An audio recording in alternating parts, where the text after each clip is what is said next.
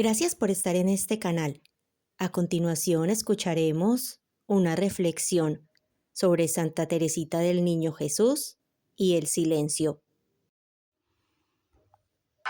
El silencio, como sabemos, se desdobla en la práctica del silencio exterior necesario para no caer en una charlatanería cansina, en la búsqueda de noticias, en las conversaciones pueblerinas, en la verbosidad fatigosa, innecesaria, inútil, que disipa.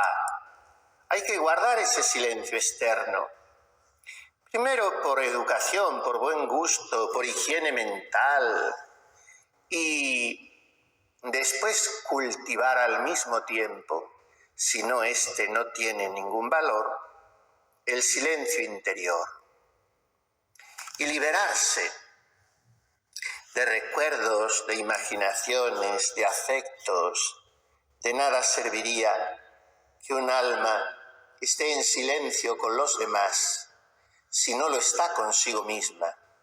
Más bien puede ser una suerte de narcisismo espiritual, de evasión individualista, de aislacionismo.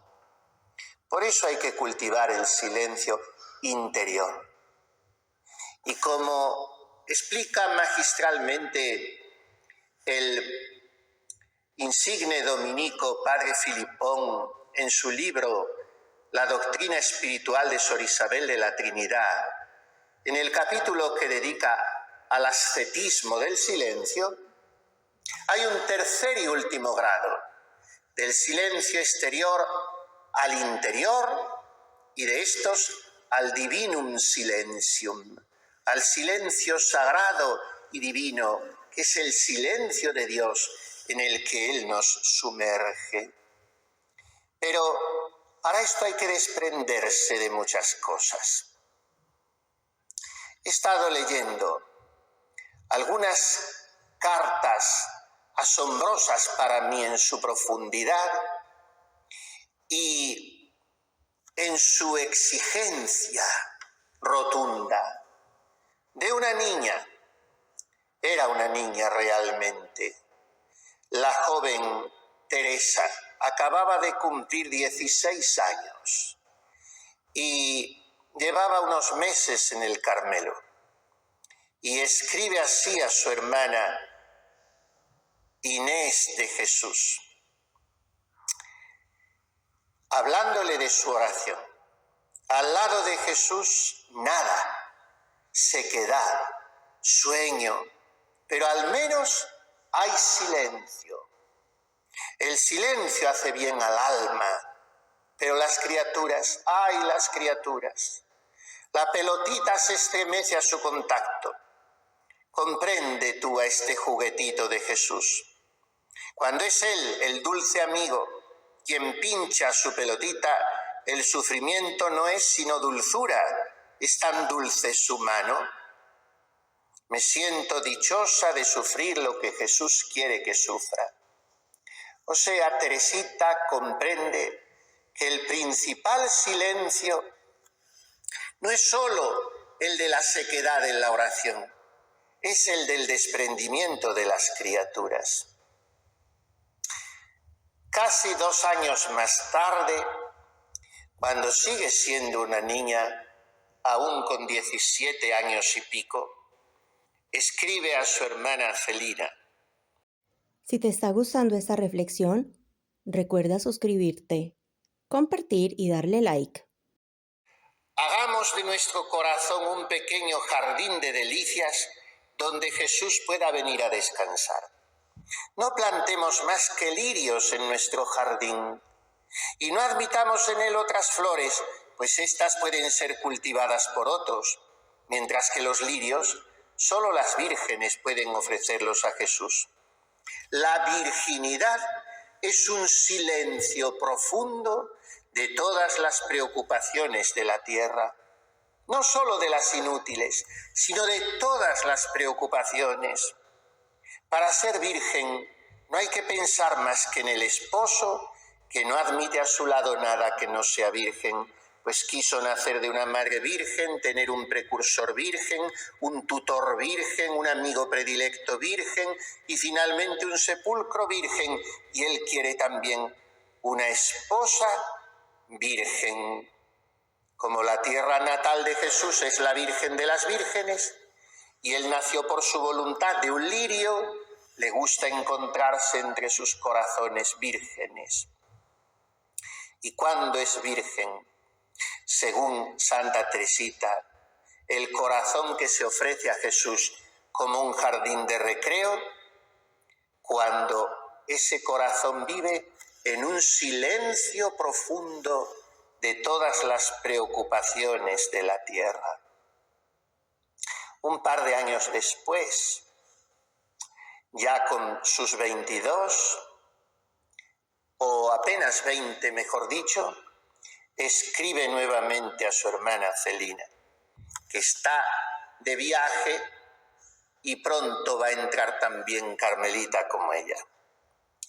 Celina, las vastas soledades y los horizontes maravillosos que se abren ante ti deben de hablar mucho a tu alma. Yo no contemplo todo eso, pero digo con San Juan de la Cruz, mi amado, las montañas, los valles solitarios, nemorosos, y este amado instruye a mi alma, le habla en el silencio, en las tinieblas. Solo el silencio, escribe también por entonces a su tía al felicitarla por un aniversario, solo el silencio es capaz de expresar mi oración, pero el huésped divino del sagrario lo comprende todo, incluso el silencio del alma. Sabemos bien que casi en los 2 últimos años de su vida, esta niña querida del mundo entero después, padeció la más terrible prueba de la fe. Todo en ella se hizo noche, todo en su interior era despojo, no sentía a Dios. Todo lo que escribía sobre la dulzura de la presencia de Jesús era a fuerza de fuerza, pero no por experiencia propia. Y entonces escribe otra vez a su hermana Celina, todavía con 20 años Teresa. Jesús no quiere que encontremos en el reposo su presencia adorable. Él se esconde, se rodea de tinieblas. No se comportaba así con la muchedumbre de los judíos, pues vemos en el Evangelio que el pueblo estaba pendiente de sus labios. Jesús cautivaba a las almas débiles con sus divinas palabras y trataba de hacerlas fuertes para el día de la prueba. Pero qué pequeño fue el número de los amigos de nuestro Señor cuando se callaba. Te invitamos a visitar nuestra lista de reproducción, Reflexiones. Lo escribe con mayúsculas delante de sus jueces.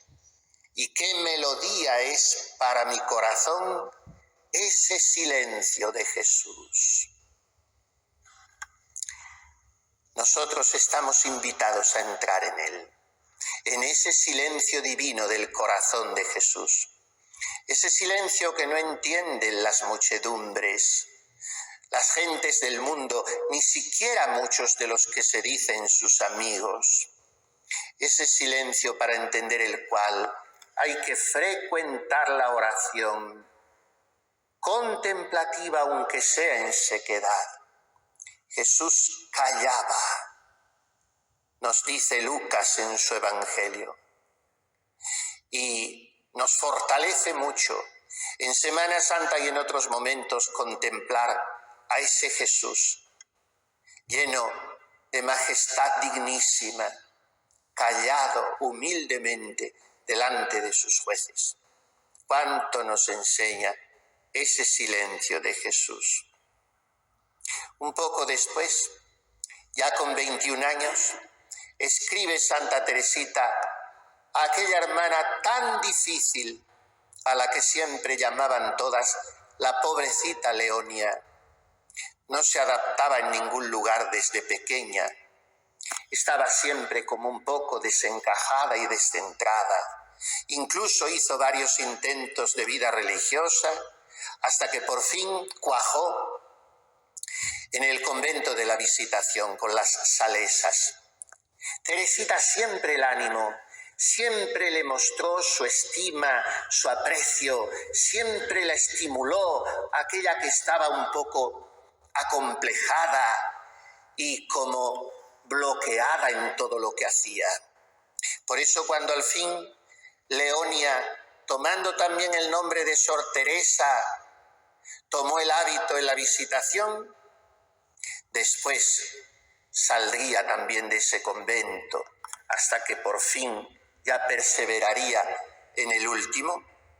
Su hermana Teresita le escribe: mi corazón no puede expresar sus sentimientos íntimos en el frío lenguaje de la tierra, pero un día en el cielo, en nuestra hermosa patria, te miraré, y en mi mirada podrás ver todo lo que querré decirte, porque el silencio es el lenguaje de los bienaventurados habitantes del cielo. Tenía muy presente Teresa esta frase porque su propia hermana Paulina, la Madre Inés de Jesús en el convento, la había escrito en el tránsito de las celdas. El silencio es el lenguaje de los ángeles. Una de las más bellas poesías de Teresa es la que escribió a la Virgen y tituló ¿Por qué te amo, oh María? Y en ella dice: a San José, que ignora el milagro asombroso que en tu humildad quisieras ocultar, tú le dejas llorar cerca del tabernáculo donde se oculta y vela el Salvador. Cuánto amo, María, tu elocuente silencio. Es para mí un concierto dulce y melodioso. Y al final de la poesía vuelve sobre el tema del silencio de María y dice así a la Virgen: la casa de San Juan se hace tu único asilo, de Zebedeo el Hijo reemplaza a tu Jesús. Y este es ya el último detalle que nos da el Evangelio.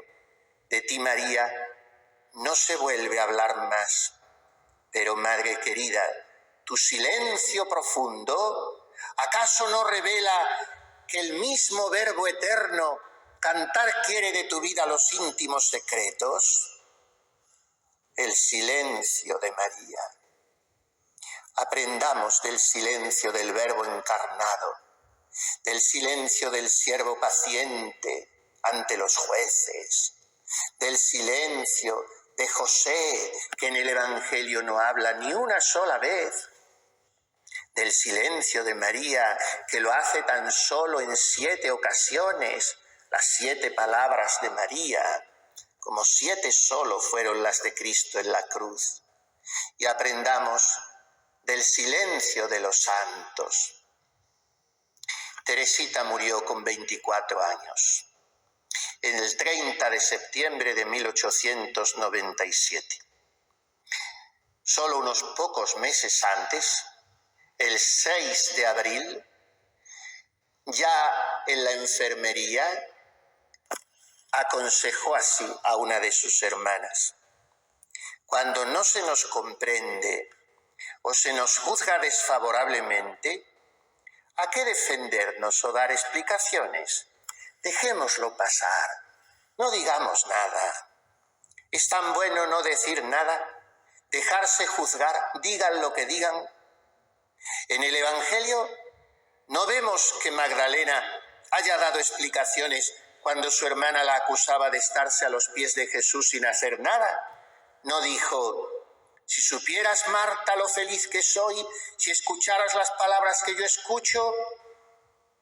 Además, es Jesús quien me ha dicho que me esté aquí. No, prefirió callarse. Venturoso silencio que da al alma tanta paz. Gracias por quedarte hasta el final de la reflexión. Recuerda compartirlo con amigos, suscribirte y darle like.